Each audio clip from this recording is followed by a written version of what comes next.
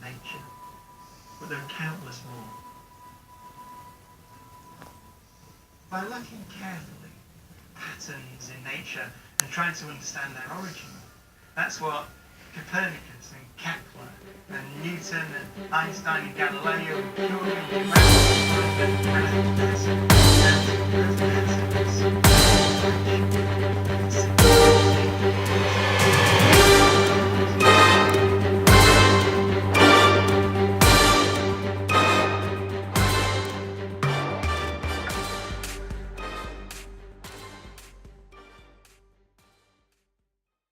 are a reflection of the simplicity and beauty of the underlying laws of nature.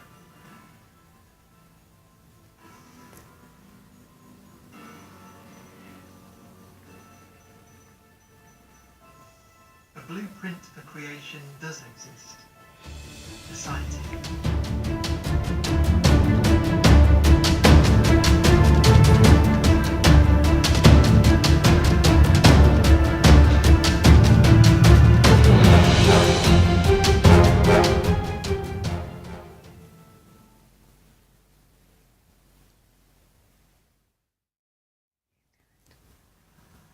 But how do the laws of physics explain the existence of